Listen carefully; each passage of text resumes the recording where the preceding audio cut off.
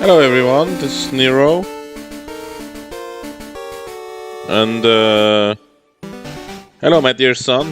This is a video I want to make for a long time. I want to make for a very long time.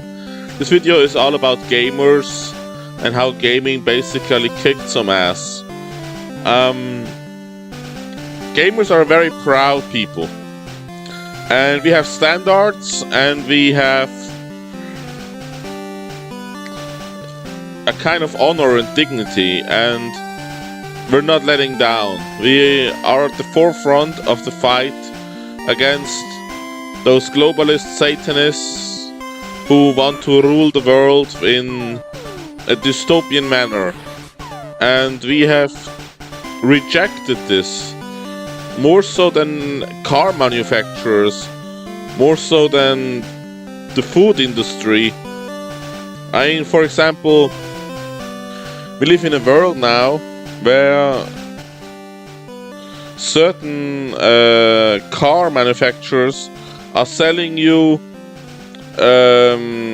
basic services of your car as DLC, such as seat heating or a sports mode or certain software abilities are being sold to you as DLC with a subscription, sometimes even. And this is something very sinister, because it means that you own nothing and you should still be happy. And this is something that gamers have rejected in the past, and I hope in the future as well. And in the food industry, we see now they want us to eat bugs. They want us to eat meat from the laboratory that has never been, manufactured meat from the laboratory. That is some truly sinister and evil and sick shit. And I've grown up with this music. I played this video game so much, and for me it stands for gaming. Let's head straight into the controversy number one I want to talk about, which is the Microsoft Always Online DRM controversy for the Xbox One. When the Xbox One released, Microsoft thought they could really shaft gamers and employ a kind of standard that was simply unacceptable. They wanted to have an always online console where you couldn't give games to your friends, where you couldn't sell your games. Basically, you didn't own your games. You would buy games and then have only a sort of subscription to them. And even your profile and everything was like a subscription, and you had to log in all the time, and you were restricted to your console. Like, your profile was restricted to your console. And yeah, this was simply a very, very sad day when Microsoft announced this, and the gamers have rejected this and said, hey, we don't want that. And the outlash was so big, the backlash was so big, the shitstorm. My goodness, the shitstorm. And it turned out that Microsoft had to pull a full 180. They simply had to give up on all these restrictions and on all these measurements. On all these restrictions, in which they would restrict players in ways that are simply not acceptable.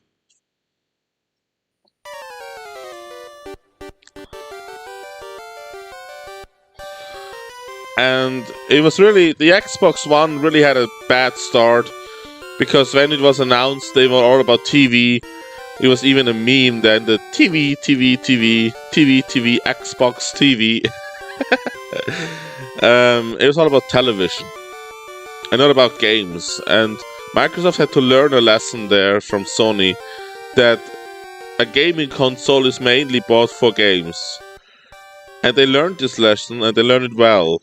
The Xbox One is now one of the, I think, best consoles to have ever been released. I adore my Xbox One. It is, with the backwards compatibility and all the other amazing features that it comes with, it is truly a marvel.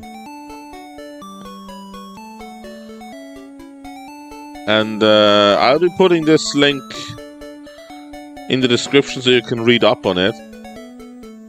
Then next you have the Gamergate thing. Now what was Gamergate? Oh my. I think it's best if I read it to you. If you never really understood what Gamergate was to begin with, here's a brief refresher. In the fall of 2014, under the premise that they were angry at unethical gaming journalists, a lie that persists today, thousands of people in the game community began to systematically harass, heckle, threaten and dox several outspoken feminist women in their midst, few of whom were journalists. The harassment occurred under the social media hashtag Gamergate, which is still a hotbed of debate and anti-feminist resentment today.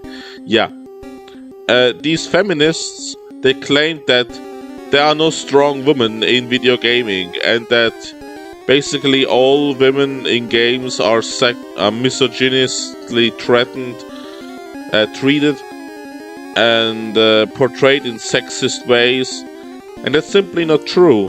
We had a lot of great women in gaming, such as, for example, Jill Valentine in Resident Evil 3, or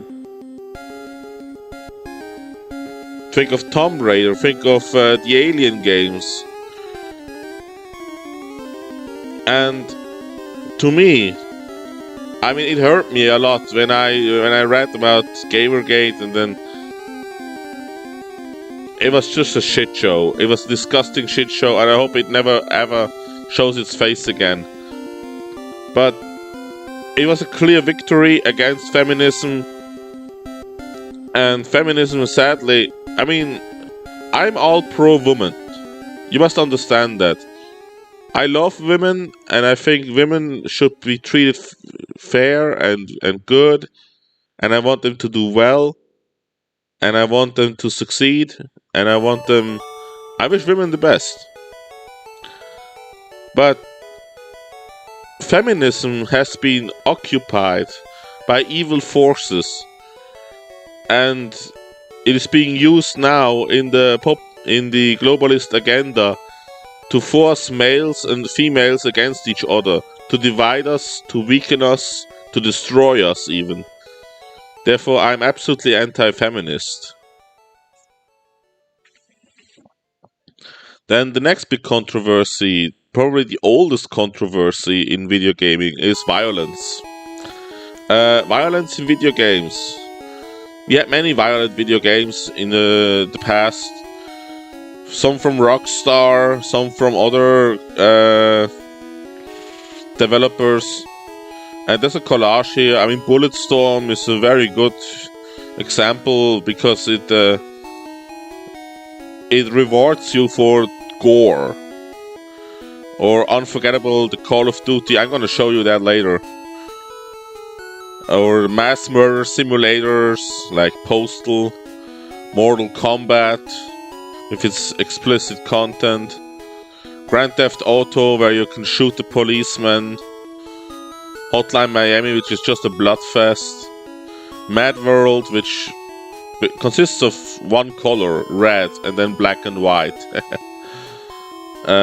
Manhunt, an assassination and murder simulator, Splatterhouse, Soldier of Fortune, God of War, my goodness, God of War. And they're forgetting some games here, like Doom and Carmageddon, especially Carmageddon, which I want to show you here. It's a video game that It's very old, but the brutality in it, well, you're gonna see it in a moment.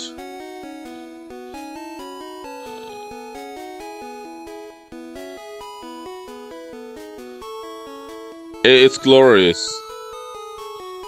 You basically run over people, like the elderly, dogs, policemen, women. There are no children. Thank goodness there are no children. They didn't go that far.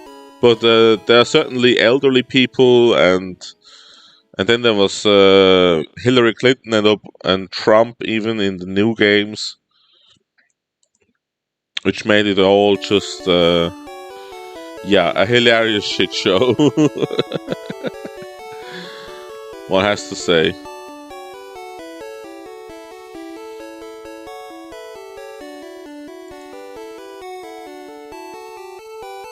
Yeah, Carmageddon. The game is simply known for exactly this. Running over people.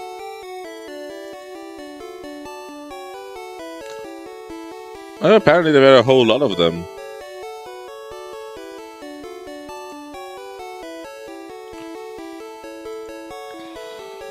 But only few did it as Carmageddon did it. Because you would gain time and you would gain points by running people over. And they had to censor the game in certain regions. So there are versions around where the people are dinosaurs. There's a version around where the people are cyborgs.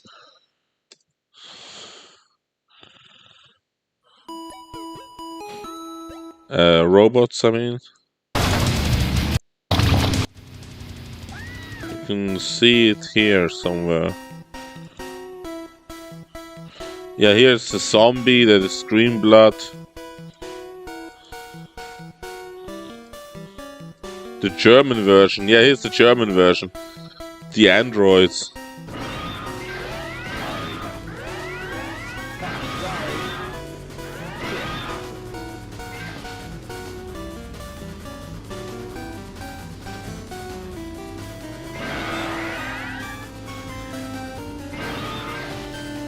You get the idea. And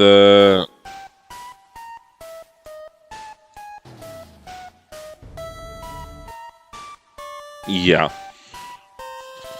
Then we had other incidents, like No Russian, of course. No Russian set a precedent, because this was basically a false flag mission where you are playing as one of the bad guys. You're playing as a good guy who infiltrates the bad guys and has to do bad deeds in order to gain their trust. So this whole thing is actually a false flag. You see here the mass murdering of civilians at an airport, where you relentlessly shoot down the civilians, unarmed civilians.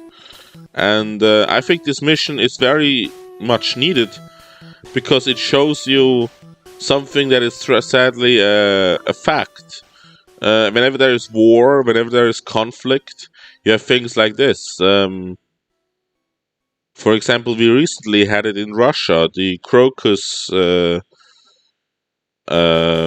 incident at the... was it a cinema? It was a market, I think. And yeah, people often forget that these things sadly happen. And to play it is an experience that... I mean, you can even see them dragging away the injured, and it's extremely realistic in its depiction, and it's horrific, and well, some might even call it fun. You can enjoy this even if you're sick and twisted. And afterwards, many games had to have a shocker moment like this. Homefront had it, Battlefield had it. Every every Call of Duty had to have it. And just in general, games had to have either a torture moment, like scenes of extreme torture, or they had to show you scenes of extreme violence or controversy. And that is just absolutely disgusting in a way. At the same time, I think it's absolutely needed, because these games, they portray something that is... how should I call it? They portray a reality. And this is part of our reality, if ever you like it or not. Let's get to the next controversy. The Mass Effect 3 ending. Now, I must say, I played Mass Effect 1, and then I played it again, and again, and then I played Mass Effect 2, and then I played it again, and then I played Mass Effect 1 again, and then 2 again, and then I bought 3, and when I bought Mass Effect 3, I was disgusted. Because I could feel that the game was rushed. It was made within 1 year, and it clearly showed that it was a 1-year game. And it clearly showed that it was made by people who had nothing to do with the original. And to me, personally, Mass Effect 1 is a slice of life game. If you don't know what a slice of life is, yeah, it's called a slice of life.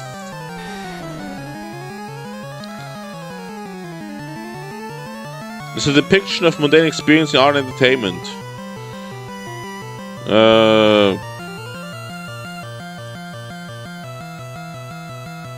It takes a part of something. Like, you have this big story, and out of a big story you take a small part.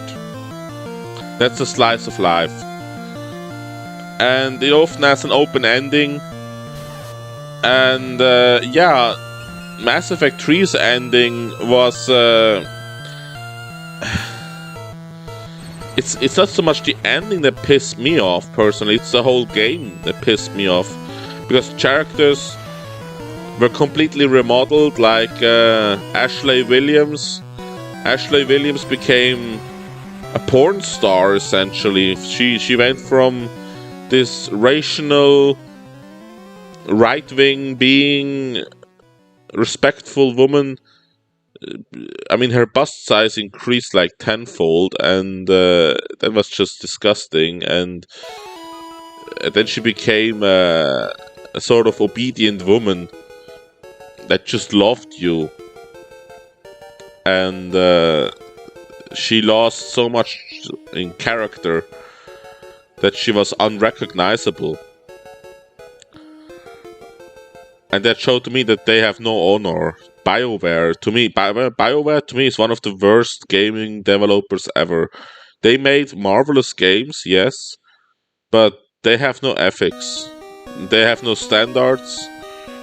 And they have people like Drew Karpyshyn, which will write the story for Mass Effect 1, and then partially for Mass Effect 2, and then just leave. And when he left,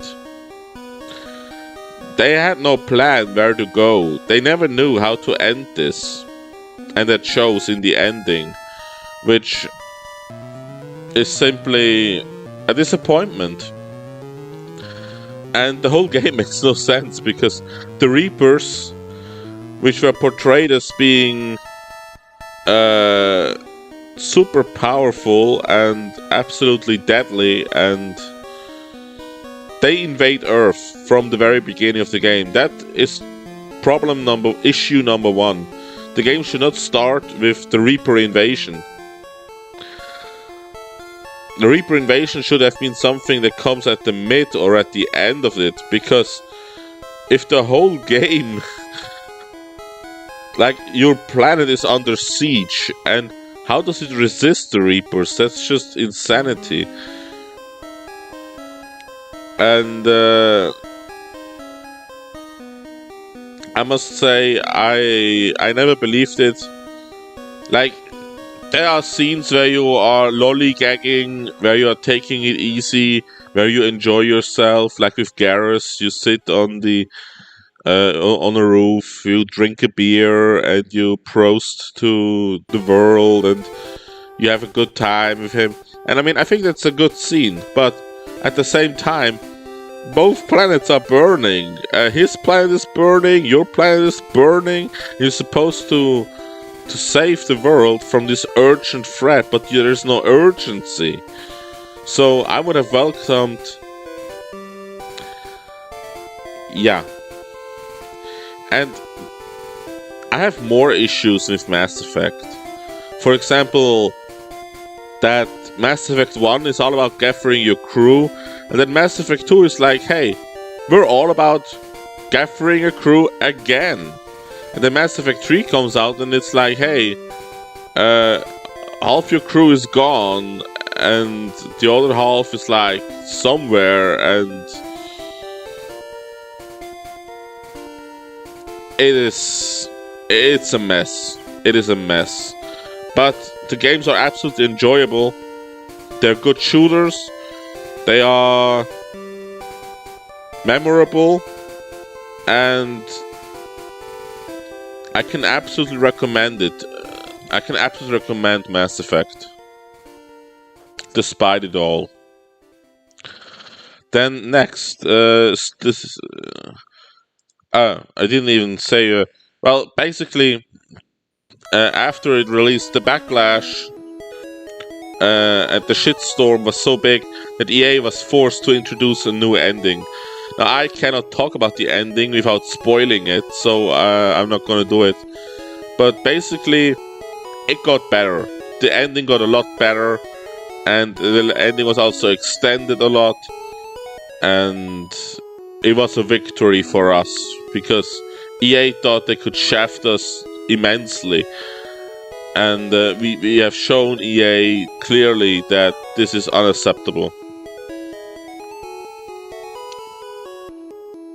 And I don't understand it, why they rushed Mass Effect 3, because Mass Effect 3 was a guaranteed seller. After Mass Effect 2, everybody wanted Mass Effect 3. Everybody and his mother wanted it. They knew the game was gonna sell like hot butter. They knew it was gonna sell. And perhaps that was the reason why they pulled so many awful tricks. One of these tricks was also the on-disc DLC. They had a Prothean, that's the alien, ancient alien. Think of an Atlantean. Like, in our world, if the game was in our world, it would be an Atlantean. Here was a Prothean.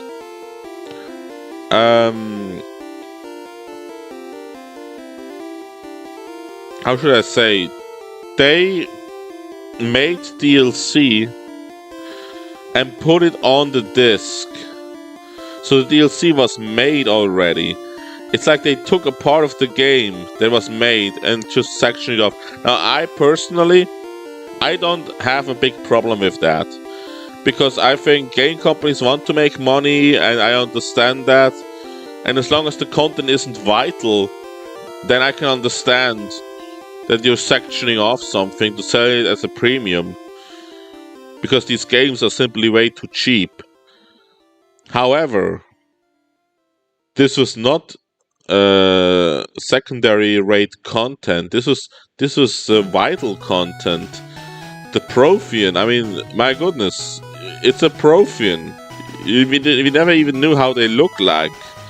And then it's like, oh hey, here's a Prothean. By the way, he's a soldier and he knows nothing about his culture and his world. I mean, the way they handled that was disgusting in a way, but, well, There you go. The Steam refund policy. This is a big win for gamers. I must say, Steam has been very good to us, and I adore Steam. I think Steam, and especially Gaben, they will host your game no matter what. They are not picking sides in the cultural war. They are not picking sides against video gamers, and they could have been nasty. Steam could have been nasty, but it turned out to be a godsend. And one of the features it has is that you can refund your game after buying it if you played it for less than 2 hours, and yeah, there's some more caveats to it. But essentially, it empowers us, because many video games, when you pre-order them, I mean, many people say you shouldn't pre-order games. I think if the game is on Steam, you should pre-order it, because after pre-ordering, you have time to find out whether or not the game works and is good, and you can refund it if it doesn't work well. Which brings us to the next topic. Games that are not working, such as Alien Colonial Marines. My goodness, that was one of the most broken games ever, and it released in 2011. No, wait. There was the live presentation, it released later. And yeah, the game was so broken, so utterly... And it was a far cry from what they presented to us. They basically made, in Unreal Engine, they made a presentation of a video game, and then the real game didn't look anything like it. Like, it looked 10 times worse. And so, yeah, and portions of the game were like cut out, and the gameplay was simply horrible. It was a shit show. And yeah, I think that was also another game, Rome 2 Total War, which released in absolutely unacceptable state. Like people's faces.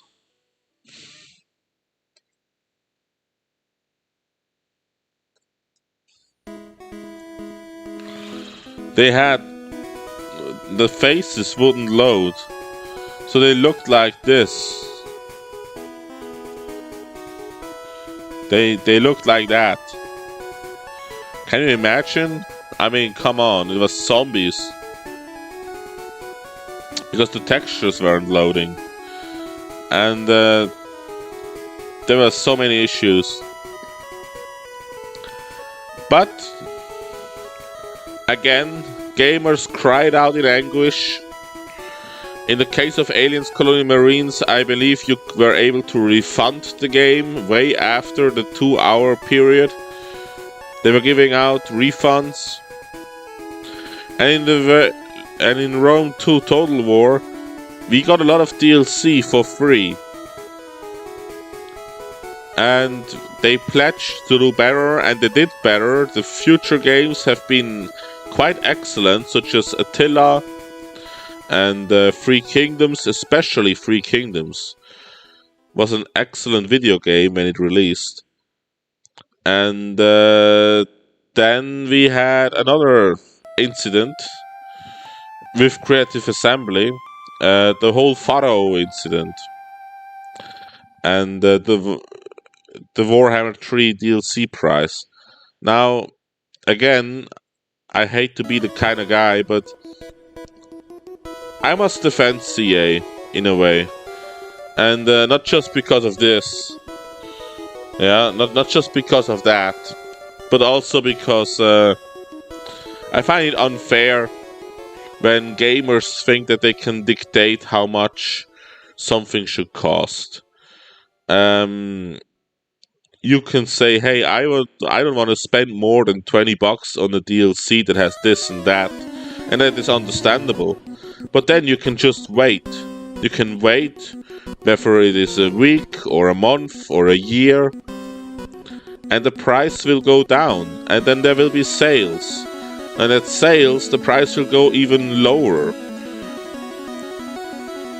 So I really don't understand the outcry over a DLC costing more than the previous DLC. However, now Creative Assembly has said, well, you can buy the DLC at a cheaper price and you can buy sections of it. Like you can buy only the part of it that you want. So they're definitely giving in to players in order to fix their tarnished reputation.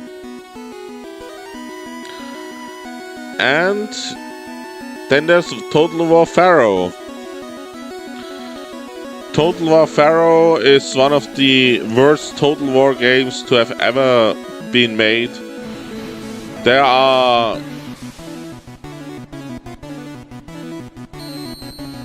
My goodness, what's wrong with Total War Pharaoh?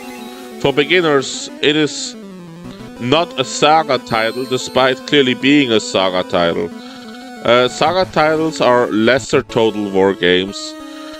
A saga title is a Total War that is basically made by a Team B, and this was made by Team B. It was made by the studio in Sofia. And the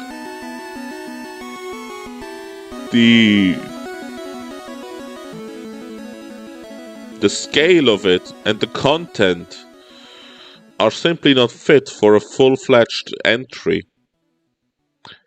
And I must say also from a gameplay perspective, the game is not very good. And the time is so limited. Like the time frame has such a limited military that I can simply not recommend buying or playing Pharaoh. I played for 8 hours and I had some fun with it. It's not terrible. But is it good? I must say no. It's just a somewhat decent attempt at making a good game out of a very bad idea. And the bad idea is to make a game in the Bronze Age. That is simply because there's no cavalry, there's no advanced infantry, there's no pikemen, there's no crossbow, there are no siege engines. There's just nothing. Like all the things that make Rome 2 interesting are not here. Instead you have basic clubmen, basic swordsmen, all of them wearing loincloth, and then you have basic spearmen, and then you have basic spearmen with shields, and then you have slingers and bowmen, and it's not working out. It's simply not working out. And Troy, in my opinion, was a way better game. Total War Troy, it looked better, it played better, it had a more interesting army, it had a more interesting map. The map in Pharaoh is simply awful. And yeah, what happened in the end was that Creative Assembly reduced the price, refunded everybody who wanted a refund, and gives us the DLC for free now. So we have absolutely won this war. And corporations are learning that they cannot get away with everything anymore. Corporations have to learn that they have to respect us as much as they want to respect from us. And it can be a win-win situation where both parties are respecting each other and truly bring something magnificent to the table. And then they will share the content and make it greater and make it better. Or you can just mistreat everyone and be part of the globalist Satanist agenda and try to subjugate gamers, but gamers will not be subjugated. Gamers are strong. They're strong-willed, and they know how to fight back. And that is why I have a lot of respect for video gamers. And we have a lot of voices, strong voices. We have voices in our communities that have millions of subscribers or thousands of subscribers. And they will cry out in anguish whenever there is a great injustice or a great tragedy or a great shitstorm of some kind. And yeah, I think that this is very good because in all the other fields, humanity is either losing the war or we are at a stalemate. But in gaming, we are absolutely winning. When it comes to video games, humanity is winning against corporate greed, against globalist satanist agenda, and that is good. That is good to know. And yeah, I think I will end the video here. I hope you enjoyed this video and have a good time, everybody. Bye bye.